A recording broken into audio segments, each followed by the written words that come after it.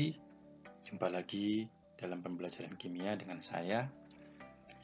Pada pertemuan kali ini saya membawakan materi sifat periodik unsur kimia kelas 10 yang nantinya meliputi ada jari-jari atom, ada keelektronegatifan, afinitas elektron, dan yang terakhir nanti potensial ionisasi atau energi ionisasi. Sebenarnya ada sifat periodik unsur yang lainnya seperti sifat logam, sifat asam, tapi yang paling prioritas yang keempat ini yang akan kita kaji tuntas.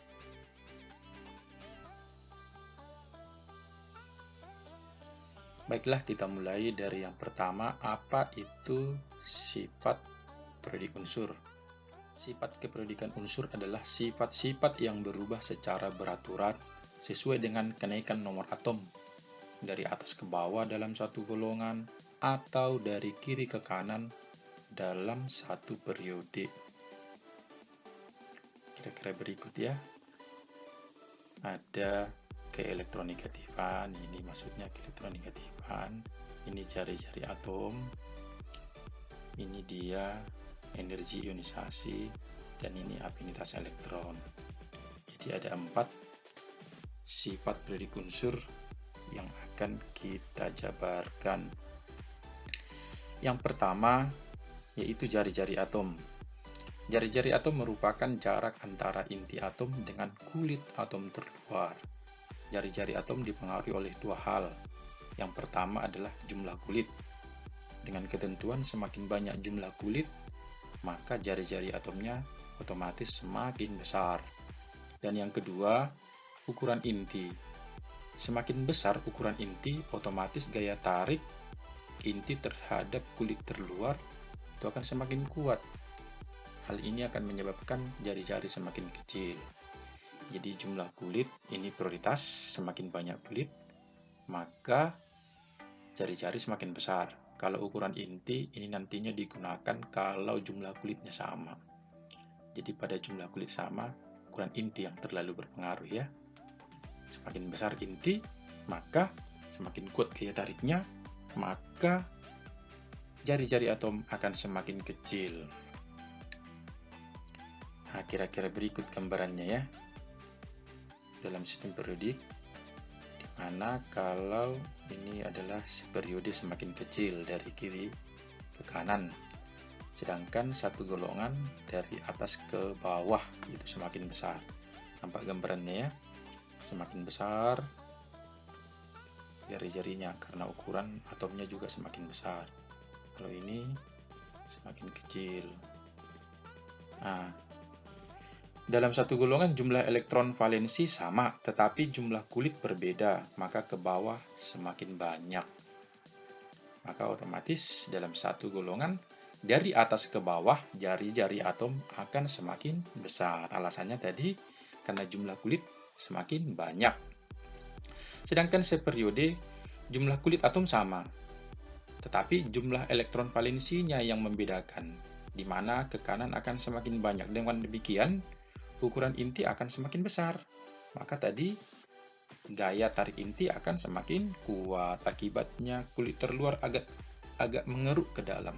Jadi kalau dia mengeruk ke dalam, otomatis jari-jarinya semakin kecil ya. Maka satu periode dari kiri ke kanan jari-jari atom semakin kecil. Nah, mudah dipahami ya kalau jari-jari atom. Yang kedua ada yang disebut dengan potensial ionisasi, atau sering juga disebut dengan energi ionisasi, sama aja ya, PI atau EI. Energi ionisasi atau potensial ionisasi adalah energi minimum yang diperlukan oleh atom netral berwujud gas untuk melepaskan elektron. Nah, kira-kira demikian grafik untuk kecenderungan kenaikan dan penurunan energi ionisasi. Ikut ya. Nah, ini literatur harga energi ionisasi unsur-unsur yang ada dalam SPU. Jadi kata kunci dalam potensial ionisasi adalah ketika mudah melepas elektron berarti energi ionisasinya kecil. Ya. Ingat, kalau mudah melepas elektron berarti energi ionisasi semakin kecil. Maka dalam satu golongan dari atas ke bawah energi ionisasi semakin berkurang. Mengapa? Karena satu golongan kan kalau ke bawah jumlah kulit makin banyak. Otomatis jarak elektron di kulit terluar ke inti semakin jauh. Akibatnya semakin mudah melepas elektron. Jadi kata kuncinya, kalau mudah melepas elektron, maka energi ionisasi semakin kecil. Maka jelas ya, dalam satu golongan, dari atas ke bawah, energi ionisasi semakin berkurang. Sedangkan dalam satu periode, dari kiri ke kanan, energi ionisasi cenderung bertambah. Karena apa? Tadi satu periode jumlah kulit sama, tapi ukuran inti yang membedakannya, ukuran intinya semakin besar ke kanan. Akibatnya gaya tarik semakin kuat. Kalau gaya tariknya semakin kuat, maka semakin susah untuk melepas elektron. Kalau susah melepas elektron, maka energi ionisasinya akan semakin besar. Demikian ya. Yang ketiga, ada afinitas elektron. Adalah besarnya energi yang dibebaskan satu atom netral dalam wujud gas. Kata kuncinya, mudah menangkap elektron berarti afinitas elektron besar. Ini daftar harga afinitas elektron dari unsur-unsur yang ada dalam SPU. Demikian. Jadi kalau dalam satu periode cenderung naik, demikian ya, cenderung naik. Nah, cenderung ya, meskipun ada beberapa penyimpangan. Sedangkan dalam satu golongan itu cenderung menurun. Nah, jadi bisa disimpulkan dalam satu golongan dari atas ke bawah afinitas elektron semakin berkurang, sedangkan dalam satu periode dari kiri ke kanan afinitas elektron semakin bertambah. Yang keempat, yaitu keelektronegatifan. Didefinisikan sebagai ukuran seberapa kuat suatu atom menarik elektron-elektron lain dalam molekulnya. Berarti ini terjadi saat berikatan ya. Di mana harga keelektronegatifan itu dirumuskan dengan persamaan mu sama dengan IA dikurang II. Apa itu IA dan II? IA itu adalah energi ionisasi dan II itu afinitas elektron, gitu ya. Jadi ini beberapa literatur harga keelektronegatifan beberapa unsur dalam SPU. Kalau diperhatikan, untuk gas mulia secara umum ini dianggap sama dengan 0 ya, kecuali untuk Kr dan xenon.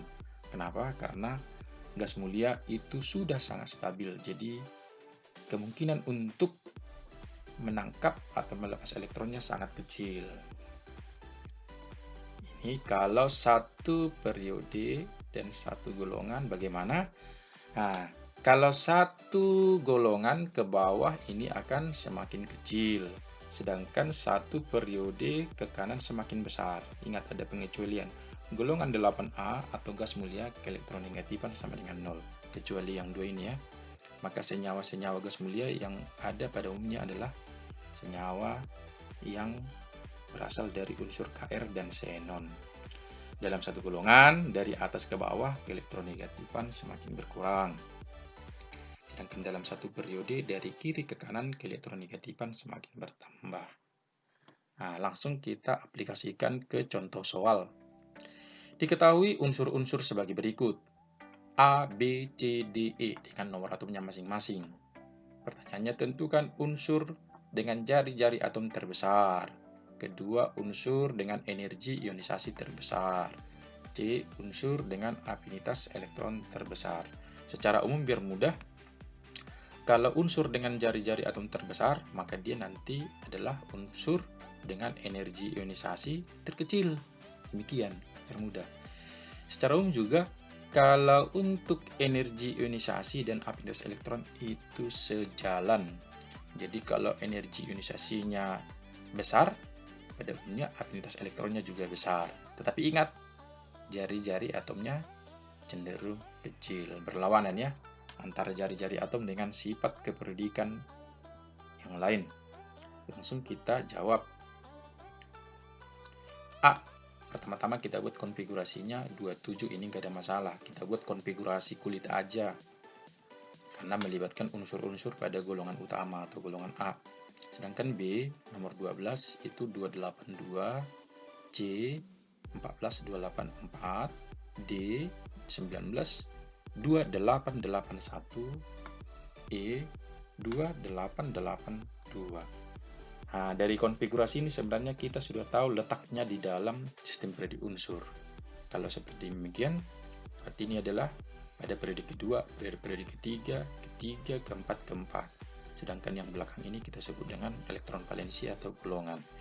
Jadi kalau kita gambarkan dalam sistem periodik unsur, kita tinggal meletakkannya A pada periode kedua golongan 7. Berarti ini periode 1, periode kedua berarti golongan 7. 1, 2, 3, 4, 5, 6, 7. Kita letakkan di sini ya. Sekian. Sedangkan B, periode ketiga, golongan 2. Periode ketiga, 1, 2, 3. Golongan 2 ini ya. Nah, berarti B.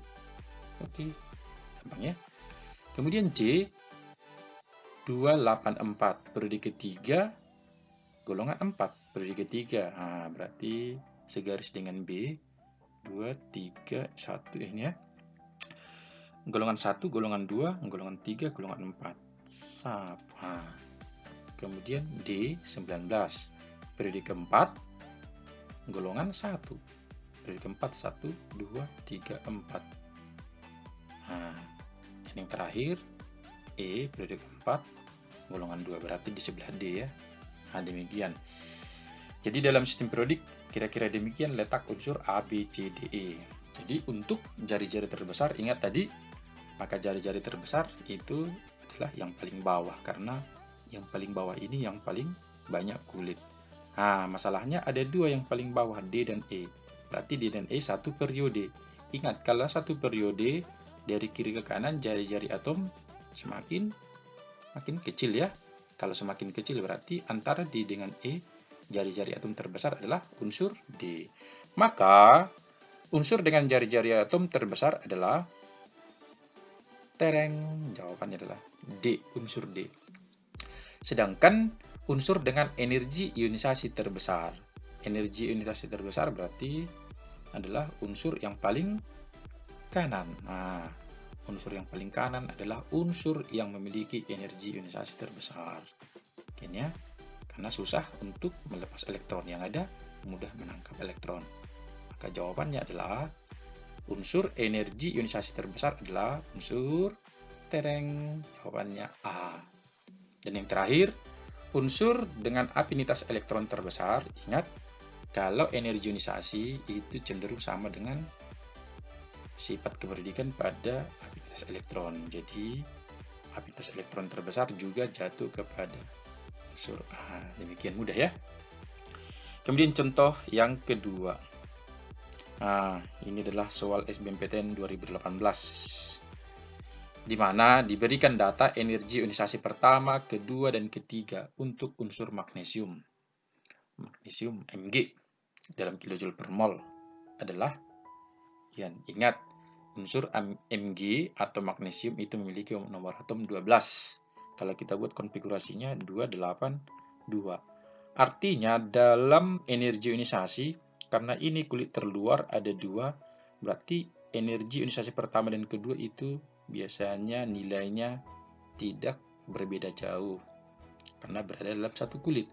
Tetapi ketika masuk ke elektron ketiga, energi ionisasi ketiga, maka ini akan semakin besar, drastis. Karena apa? Sudah masuk ke kulit yang lebih dalam. Jadi dibuat seperti ini pernyataannya. Elektron valensi 2 artinya energi ionisasi 1 dan 2 memiliki nilai tidak terlalu beda jauh. Tetapi energi ionisasi ketiga akan menunjukkan perbedaan yang sangat drastis. Maka kita lihat yang mana data energi ionisasi 1, 2 itu tidak beda jauh, tapi ketiganya itu langsung drastis. Kita perhatikan A, B. A ini beda jauh dengan ya. Beda jauh, tapi tidak terlalu beda dengan yang ketiga. Ini dia. Maka 578, 182 ini nggak terlalu jauh ya. Ingat tadi 1 dan 2 tidak beda jauh, tapi 2 dan ketiga itu beda drastis. C, coba perhatikan 1 dan 2, tapi ketika ke yang 3 perbedaannya jauh ya. Sedangkan D tidak terlalu mencorok, ketiganya juga tidak. Maka jawaban yang paling benar adalah cantik. Ingat ya, 1 dan 2 ketiganya langsung drastis. Maka jawaban nilai energi ionisasi demikian ada pada cantik. Nah, demikian ya. Lalu yang berikut, contoh berikut, harga keelektronegatipan unsur halogen diberikan secara acak. Nah, ini halogen, berarti harus tahu apa itu unsur halogen. Maka kita disuruh menentukan harga keelektronegatipan unsur Br. Maka kita jawab dalam satu golongan, ingat harga keelektronegatipan ke bawah semakin kecil. Ingat ya, satu golongan. Maka unsur halogen apa aja? FCl-BrIAT. Masih ingat? Film Charles Bronson Idaman Hati. Jadi kalau kita buat, kita urutkan dari atas ke bawah semakin kecil. Ini 4, 3,2, 3,0, 2,7. Yang ditanya adalah BR. Maka harga keelektronegatipan BR adalah 3,0. Udah ya, tinggal mengurutkan saja. Jadi kata kuncinya ingat sifat keperiodikan, satu golongan gimana, satu periode gimana. Oke, sekarang masuk latihan soal. Ini boleh dilatih-latih. Ingat, ini hanya untuk memantapkan pemahaman atas materi yang sudah dijabarkan sebelumnya. Boleh dibaca-baca materinya, lalu dikasihkan ke dalam soal. Sekian ya. Berarti semoga apa yang dijabarkan pada edisi kali ini semuanya memberi manfaat bagi siapapun yang menyaksikan channel ini. Terima kasih, semoga semuanya dalam keadaan sehat, dalam keadaan kuat, bersemangat, dan bersukacita. Semangat pagi!